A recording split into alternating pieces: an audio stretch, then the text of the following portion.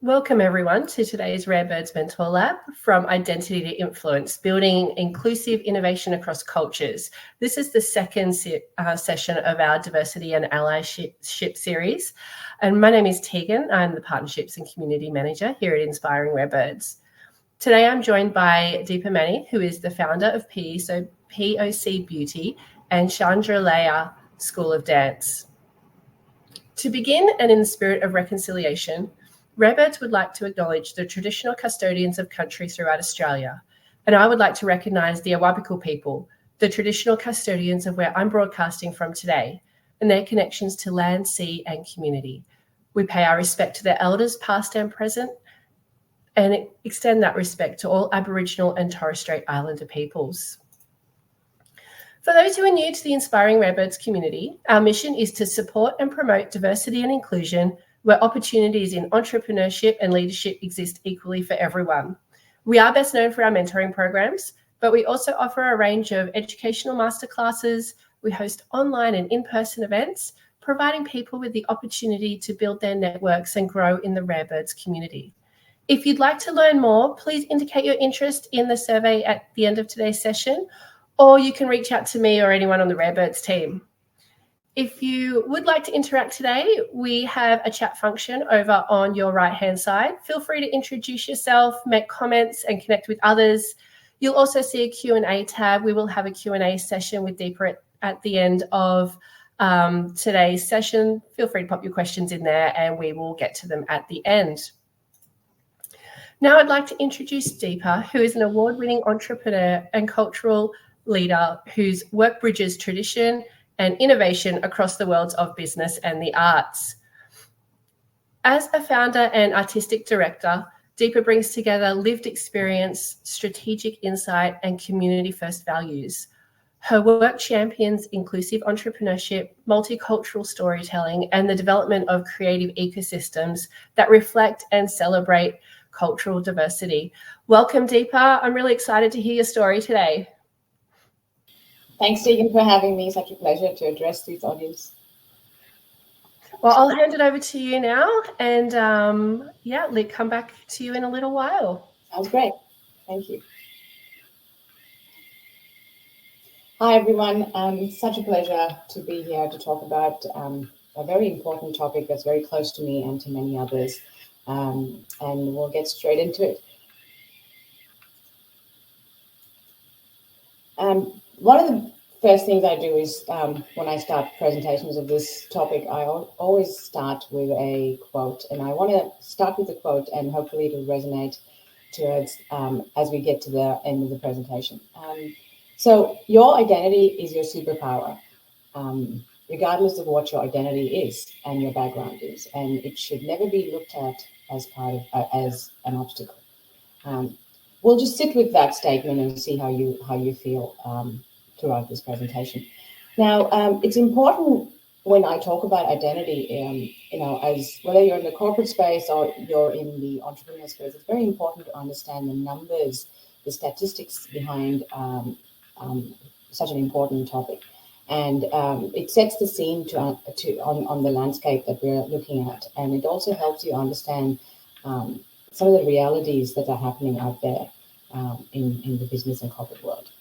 So I'm just going to talk you through that a little bit. Now, we in Australia, I think we have a population of about 25, 26 million, growing consistently, out of which I think 30% of people are born overseas, which attributes to having nearly 50% of families, where 50% you have one parent born overseas. That talks a lot in terms of that data, because that clearly tells you that we are in a very diverse ecosystem in Australia. Now, having said that, the roles that we are looking at in the corporate as well as in the entrepreneurial space, 95% of them are very European centric, and which leaves with approximately 5 to 6% room for non-European and Indigenous Australian people to take up those roles. Now, with that kind of population, it's still shocking to hear the percentage is still quite low, very low. One of the important aspects of organizations is decision making, and several boards play a very, very important role in decision making in terms of the business continuity and the growth of the company. And in those boardrooms, 90% of them are still very Eurocentric, and culturally diverse women only make about, say, 3% of directors, leaving nearly 27 to 28% of them are still men. Now, in the migrant space, I know nearly 33 to 35% of small businesses are owned by migrants in Australia, which really demonstrates a very strong drive for innovation and a very strong entrepreneurial drive. Now, in the startup world, for a fact, most of the founders, the 36% of the founders, are born overseas, which is a very important thing to understand, because it very much highlights the critical role of migrant population in Australia and what they contribute to the overall economy of the country. Now these numbers and visuals are important because they lay a very strong foundation to argue that cultural identity is not just a personal thing. It has a competitive edge. It has a competitive edge for impact-driven outcomes, as well as to give leadership and entrepreneurship. So, just a little bit of context setting on those numbers, just to give you an idea of what are those numbers in those corporate and entrepreneurial space. Moving on. Now, having laid the context for all of these numbers across the space, it's important to understand that people consistently think that representing a cultural group or an ethnic group is not an asset. It's something like a barrier. It's not letting them achieve their goals. And it's important to understand that regardless of where you come from, your cultural identity is very much an asset to you. It's very much your superpower. And in no way, shape, or form, it's a barrier. And the reason why I say that is because when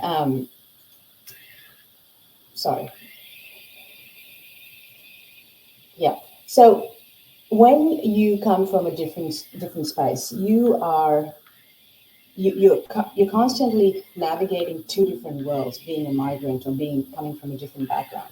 You have an environment at home, and you have an environment out in the corporate or business world, and you're constantly navigating two different worlds, and that makes a huge difference in terms of really empowering yourself, really being a flexible leader, really being an agile leader, and also having this open growth mindset. Because when you navigate multiple worlds, it really creates leaders who are very resourceful, who are very agile, and who has a very high emotional intelligence, high EQs. And I think lived experiences help you to bring those insights to the table. And it's not a barrier, it's actually an advantage for you. Now, navigating multiple worlds also helps you to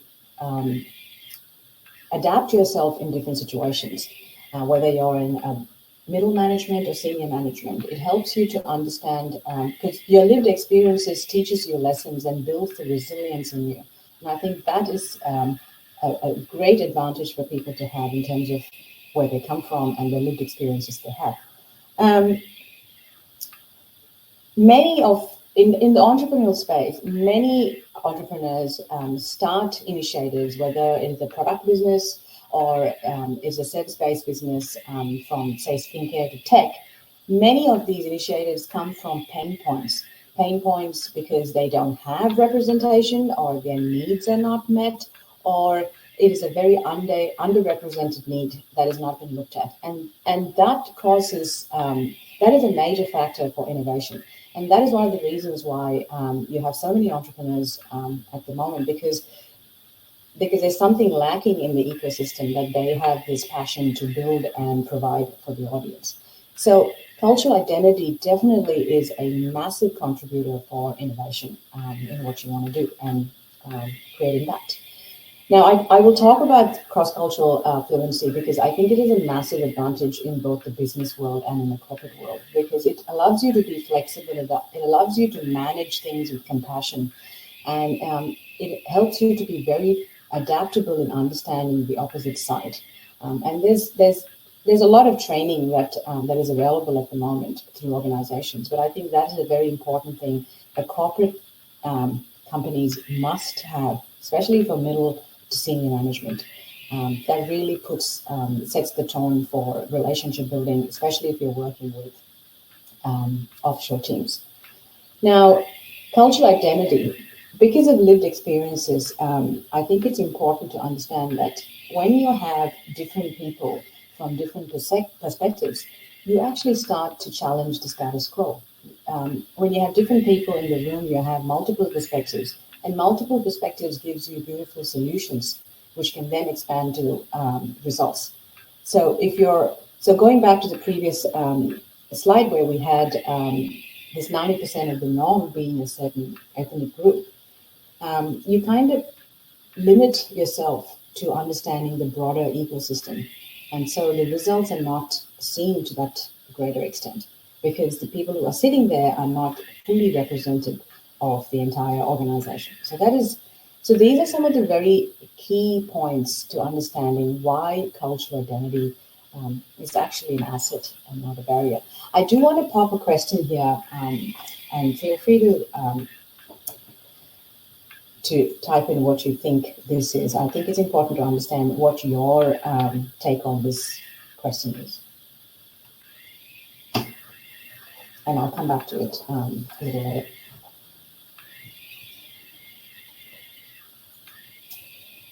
Now, I do want to touch on my story, and it's a couple of case studies. I thought I would just put myself as a case study and tell you about my cultural identity being a compass for me. And I have one other case study I will quickly go through.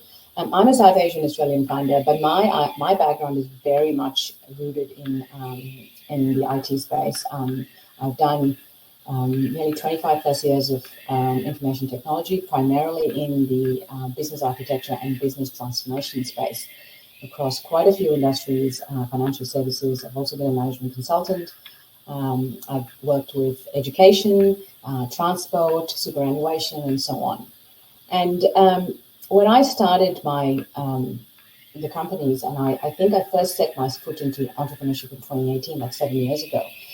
And I wanted to do that because, again, rooted from my cultural identity. So in spite of being in the corporate world, I've always had this passion to be a performer. I've always been learning dance for a very long time. And I realized that when I moved to Australia, that it was important to give back to the community in terms of the knowledge that I have. And that's what sparked me to open a dance school.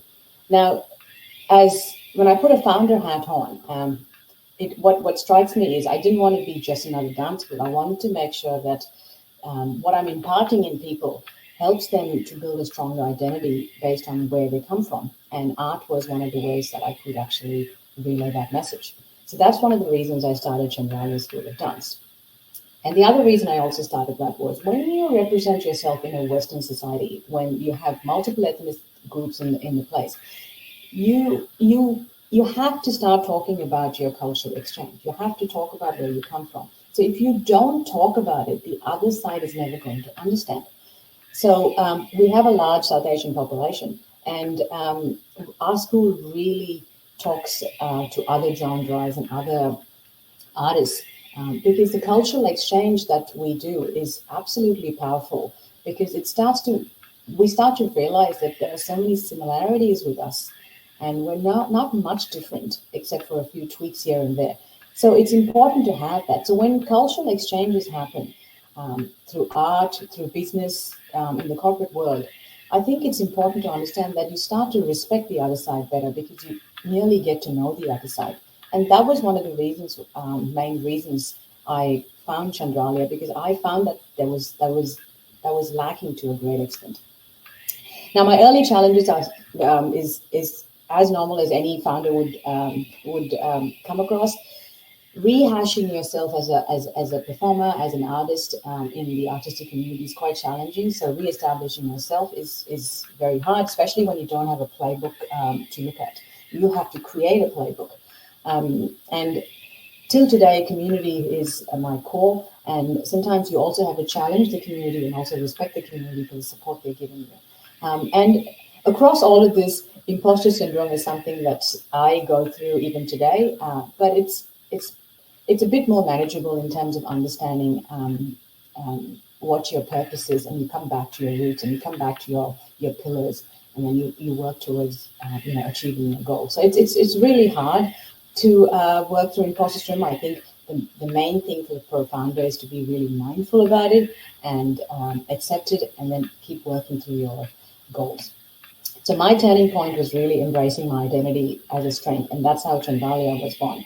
And subsequently, Proud of Color Beauty was formed because there was a need for that.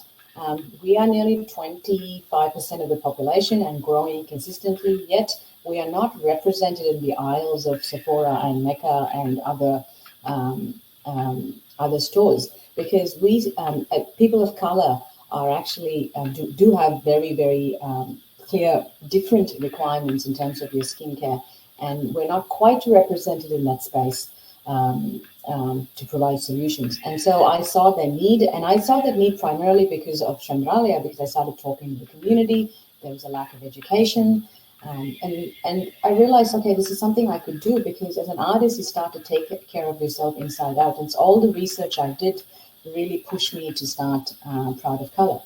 And so these are two purpose-driven businesses that I currently run. They are very much linked in the sense that they are talking all about inclusivity, representation, building a space for people to achieve two different things. And one thing which was really helpful is my corporate career really helped me to sort of transfer my skills to running a business. And I think that was a major plus in terms of addressing that. So that's really my little story in terms of where cultural identity has become a core part of my being, and as a founder, as a person. Now, moving on to another test case or a case study, which I think is very inspirational, is there is this brand called Bhumi. Bhumi in Sanskrit means earth, and this particular organization was founded by two people, the husband and wife, Vinita and Dushyant. And again, this is a very purpose-driven organization where early, so Vinita is a South Asian, born in Australia, and I think she has a background in health. And when she was part of an NGO, she realized, and she had a chance to travel to India, she realized the different turmoils that happen in processing cotton in the cotton industry. So the pesticide poisoning, the amount of stress and suicides that happen for the farmers, the children dying because of cotton picking, because cotton is being picked by young children because of the nature of their hands, because the cotton is very soft and you have to really very delicately pick it. So I think that really changed her perspective, and she started Bhumi because she wanted to make sure that there was a lot of ethical factors going into preparing the cotton, and all these farmers are well protected and taken good care of. And that's how Bhumi started. And it's a very important mission that the two of them have taken on. And Dushyant has a background in technology and finance, which really worked hand in hand to pull this initiative together. And Bhumi now is doing really well in terms of expansion to the European and US markets. But I think they have a very strong message here. They are fundamentally questioning the fast fashion industry, and where greenwashing is so predominant. They are building a brand, they're building a strong narrative to say that people need to invest in ethical, sustainable, and conscious alternatives to keep the ecosystem alive. So I think that's again a purpose-driven initiative, which now is doing so well. So this is just another test case or a case study, if you want to look at it, to see where your identity can actually give you and can give you rise to innovation and create some deep positive impact. I want to quickly touch on some systemic barriers, and I think this is important to understand. We've talked about the statistics on cultural identity, why identity should be looked at as an asset, not a barrier. But there are some underlying barriers that happen that inhibits us to move forward. And one of the important bits is unconscious bias. I think this is a very important thing to understand. It runs in all of us, and it does shape our choices and decisions in everyday life, both personally as well as in the corporate world. And I think it's important to understand when people make unconscious bias, sometimes they do make it consciously as well, they make very specific hiring choices that limits people of a certain ethnic group to come up. It limits people to get promotions. It also impacts leaders to be born from different ethnic backgrounds. And I think that's something that organizations do need to have be mindful about through training to really tackle that. The other thing, which gatekeeping is a very important bit, and it really does impact entrepreneurs like myself, because I can tell for sure that gatekeeping is is a massive impact in the artistic space, because there are only certain organizations, and very often certain organizations always get the round of funding every year. This limits different ethnic groups to come up and put new work out there in the artistic space. Eventually, the art dies. And that is an important part of identity being not looked at as an asset, because when you gatekeep, you limit people growing in the ecosystem. And it also impacts people in terms of entrepreneurship not to get capital, because we all rely on capital to a large extent to grow our companies. And lack of representation. So when representation creates tangibility, and when you see people being represented, so for example, 10 years ago, I don't think I saw a lot of colored people on the television. And now we started to see a lot of that, and different gender-based people on TV. And I think that's very powerful, because when people start to see that, they do realize that they're being represented, and they do realize that they can also do similar things. And I think that reinforces, the fact that diverse voices have a say in the room. And so lack of that representation is definitely a barrier for us. And obviously networks. So when we don't have development opportunities, whether it's in the form of training or mentorship, it does impact people to grow and take the next step in their career. So these are some main systemic barriers that impacts in terms of shaping the ecosystem.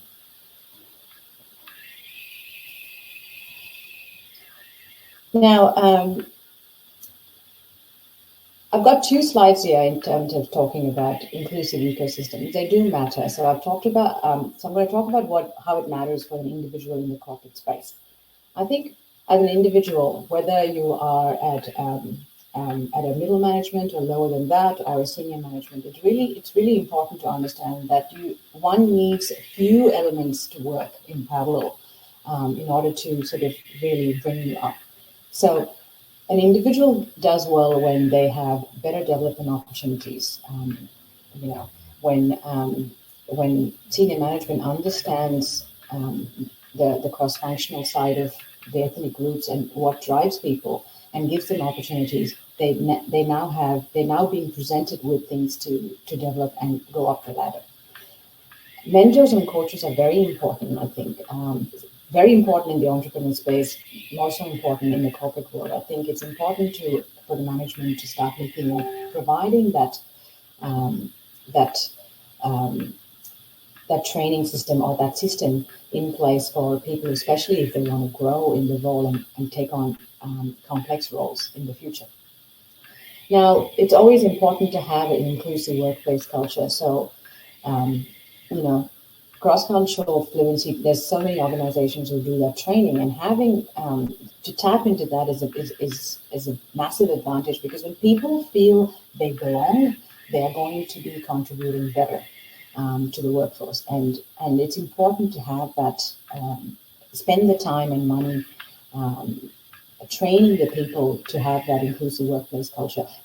And this is the thing, sometimes corporate environments do it as a tokenistic, and which does definitely hurt, because when a true corporate space, when they're actually very inclusive, they don't actually talk about it, they actually do it. So it's important to understand the difference there, being tokenistic versus actually implementing strategies to reinforce that inclusive cultural workplace. Well, in the ecosystems, from a founder perspective, I think is much larger as well, because you're working. Very often, founders are they're working in silos. They're working on their own. Not every founder has a team right away. In fact, a team comes far down the lane. Again, here mentors, programs like Rare Birds. There's a lot of programs like pre-accelerators and accelerator programs that actually help build leadership confidence. And there are programs now in the entrepreneurial space, particularly in Australia, Melbourne and Sydney, which actually support entrepreneurs who are migrant, who are people of color, to help uplift them, to give them the playbook, so to speak, to address their business needs and actually help them flourish in that business idea, to see them take that foot into launch. So I think it's very important to have that ecosystem, and it's important for the founder to draw upon these elements of the ecosystem to help them grow in the business. One of the important things, and I think this is not looked at a very detailed level, is the councils in Australia do a lot of work on career coaching and entrepreneurship and leadership. And it's important to tap into that. Firstly, the cost is not much. Some of these programs are free. And it's important to look into those, to your local councils, and see what they have, because very often it is a corporate person or a founder who's actually going into these councils and talking real world examples and really nourishing the cohorts. And I think it's very important to tap into that. So like I said, it's not one factor, it's a few factors that play a massive role in building the founder as well as building an individual in a corporate environment. I do want to pose this question, and I think it's very late, but I just want to understand if anybody has gone through this. You can say never, or sometimes already. Yes, so cross-cultural fluency, and I think this is a very important topic, because I've worked in organizations, particularly we've had an example is we've had a transformation project where an entire transformation was outsourced to an offshore company called TCS, and it was a massive group of people of 50, both in Australia and TCS. Who are working together, and it was very hard to understand, and cultural fluency here comes into play. Now, I'm a person of South Asian or heritage, but I've never really worked in the subcontinent, so it was also a learning for me. But I do know the cultural norms in there, so it's important as particularly the middle management, because they're always a sandwich between the senior management and the rest of the organizations. It's very important that cultural awareness trainings are provided to both the seniors and, in fact, the whole organizations, particularly if you're working with an offshore team. It's understanding communication styles. What is their expectation of the workplace across regions? Simple things of even their timings, certain ways of they in different cultures they work very differently. They have a more subordinate culture, and it's important to understand and not take advantage of that, but really understand they come from that cultural background and really just harness that and see how you can work together. And I think cultural awareness training is something that is very important, particularly when a lot of things are being outsourced at the moment. That really taps into communication norms, which really talks about,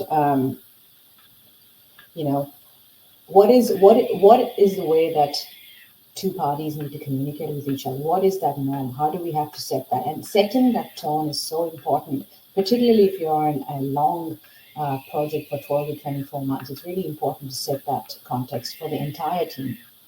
It's also very important to empower people on the offshore side, for example, to encourage them to speak up and empower them to take on roles. And one thing that I think most companies do really well is the next point, is we do celebrate cultural moments. I remember we still took time off and celebrated Diwali with them, other cultural activities that are important to them, but that's not necessarily observed in Australia, for example. And I think that really brings people together in terms of relationship management.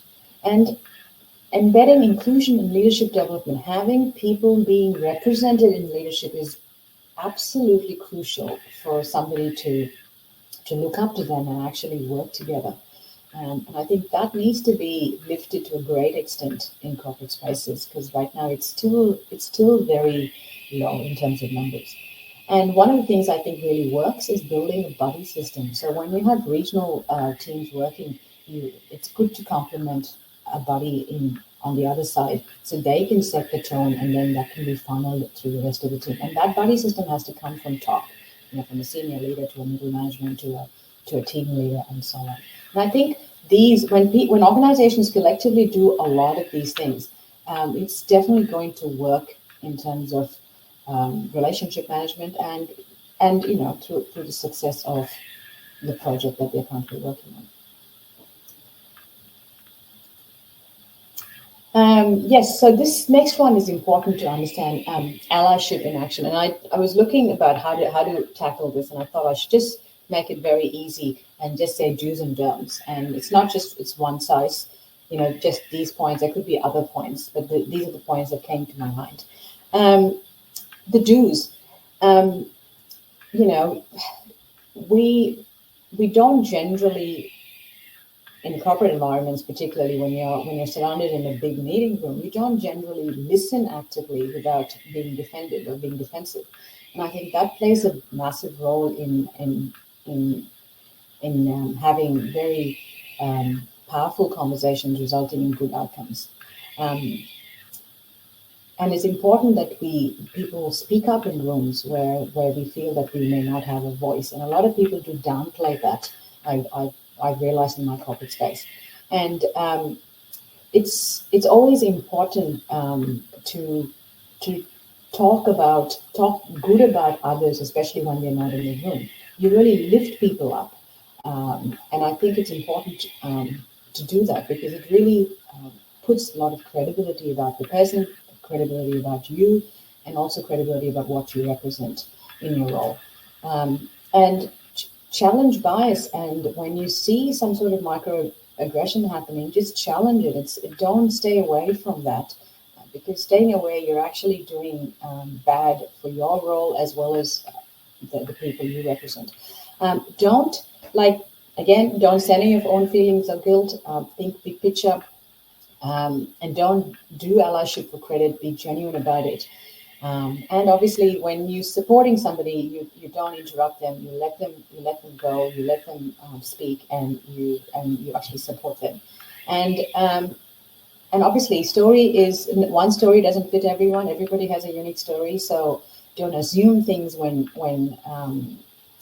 the experiences are not fully catered there, and you're not fully represented. And when things get uncomfortable, don't step back. Because as a founder or as a leader, you're constantly being put in an uncomfortable position. And that's how you become comfortable in addressing issue after issue. And that's what makes you a very strong leader. So it's very, very important to not step back and feel like you don't have to contribute to because it's an uncomfortable topic. You can address it in very many ways. The next one, that's pretty much it, actually. So So here we go. So this is my take on identity being an influential factor. And I want to leave you with this quote because, again, please understand that regardless of where you come from, your background and your root is certainly your superpower. So you carry it with you as your passport every day. You make the choices based on it. So allow it to shape how you build, whether it's building a team or building a business, how you leading a team, leading a business, and how you create change and positive outcomes. So I hope this has resonated with you. So thank you for having me.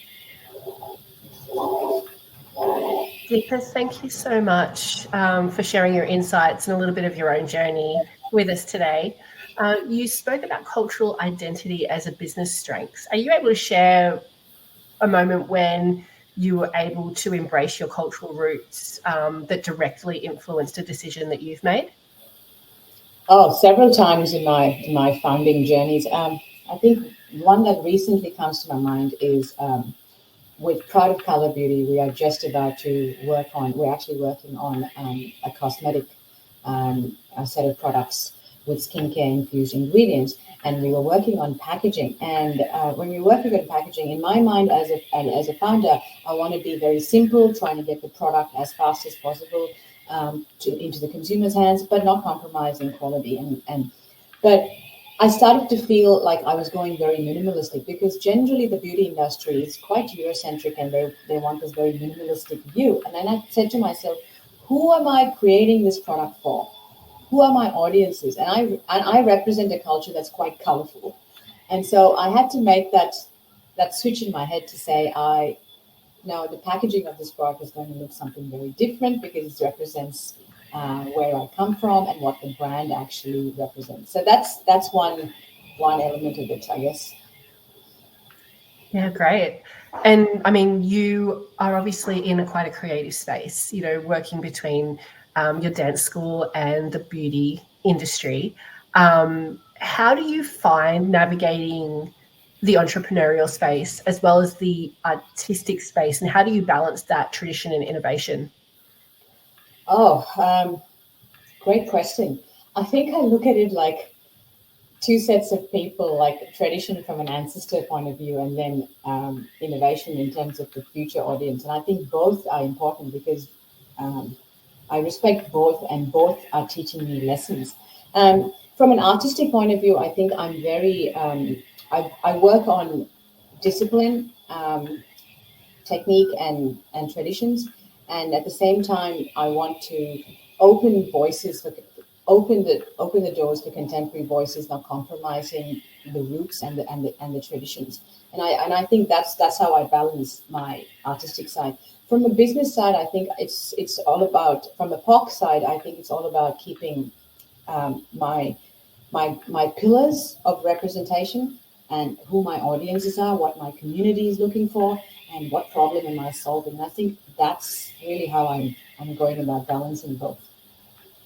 Great. And are you able to kind of give us some insights on practical ways allies and institutions can support underrepresented founders, I guess just beyond the normal performative inclusion practices already out there? Yeah, I think I covered that. I think it's important to have, it's important to lift people when they're not in the room. I think it's important to talk about them and to support them and to empower them. And if you truly believe in what they do, yes, you have to lift them up. I think it's important to have mentorship. I think it's a really good tool for being an ally, and also subscribing a person to it. Immersing yourself in cultural awareness is a good way to be an ally. Supporting them could be just even buying from them, believing in what they do and supporting them is a simple way of just saying, I see you, I see what you're doing, I believe in it, I support you. And it can be as simple as that. Yeah. So don't underestimate the simple give back that you can do, basically. Yeah, and putting a testimonial for them is a great way of lifting them and believing in what they do, and it can do wonders for both. Yeah. We've had some questions come through from people who've registered, so I'm just going to put a few of them to you. I think you've already answered a couple of them, so I'll skip over those. Yeah. But one of the questions was, how can we measure the impact of cultural identity-driven leadership within organisations in meaningful ways? Wow, there's a lot of ways to do that. I think I've touched on that. Undertaking cultural awareness training is a very important way of addressing that issue, because when you have these training activities, both top down and bottom up, a good way to do is to conduct a survey and finding out how people respond to it. And we have organizations like Culture App who are doing really well in that space and really providing that solution to organizations. Now, tracking diversity in leadership roles is a good way of saying how many people are we promoting, and not doing it for the sake of doing, genuinely talking about who's being represented in terms of gender, in terms of women, in terms of ethnic groups. Are we really lifting them up? And creating flexibility, creating good metrics to help promote people is a good way of culturally lifting them up and having that inclusive environment. And one thing I would say is, organizations have to stop doing things from a tokenistic perspective. I think it's very loud and clear now that it's never going to work. And so when you start getting into these different activities, you're literally slowly building that inclusive environment. Yeah, come at it with authenticity as opposed to just the checkbox. Absolutely. Yeah. So you did touch on the cross-cultural fluency in today's session. How would you, and you gave some great tips on what you can do in that space, but what would be maybe one major takeaway that someone who's working maybe across multiple countries in more of a remote setting could implement to make that something easier to include in the teams? I think it's important to understand the team dynamics. If the organization is undertaking some training, even better. But I think as a team member, I think it's important to understand the lay of the land on the other side, who the people are, understand their goals and what they are, because normally their goals are quite different to the person on this side. And it's important to have that, especially if you're working on one project that is that involves both parties. I think it's leading with compassion. It's just understanding the other side a little bit better, getting to know them. Developing trust is important, because when things go wrong, and it often goes wrong in a corporate environment, I think that the foundation that you built as a relation will enable to tackle those problems in a much easier way. So I would just keep it simple and actually work on making sure the relationship management is really strong. That's what everything is built on. And what would you recommend doing when you find that there's a lack of value for what you feel like you're achieving? Okay, so when you feel that you are not valued, there's a couple of things that happen, right? So it depends how severe the situation is. Firstly, you reassess. You reassess yourself in the organization. You ask, am I being valued for what I'm doing? What are my metrics? What have I done so far? What have I been recognized for? And things like that. And it could be that most of the time, sometimes the communication is not really going correctly. And it's important to not assume that everybody knows everything. It's not the case. And so it's important to have that communication set. And even after that, if you feel that your value is not being taken seriously, my suggestion would be to reassess and move, and realign yourself to an organization that actually values you more. So I guess that it's reassess and realign yourself, and maybe it's time to let go and do something else or try some other place. Yeah. Well, thank you, Deepa, for joining us today and giving us your thoughts and insights. It's such an important topic to talk about, so very much appreciated. If anyone is interested in giving back into a community, particularly in this space, or would like to share your own experiences and insights, we are welcoming new mentors into the Rarebirds community. So feel free to reach out to the Rarebirds team and we would be happy to talk to you about what that looks like. Deepa is also one of our wonderful mentors. So we do have a wide and varied community that you can also be a part of. So thank you again, Deepa, and for everyone who joined us today. Hopefully we'll see you again at our next Mentor Lab. Pleasure. Thank you for having me.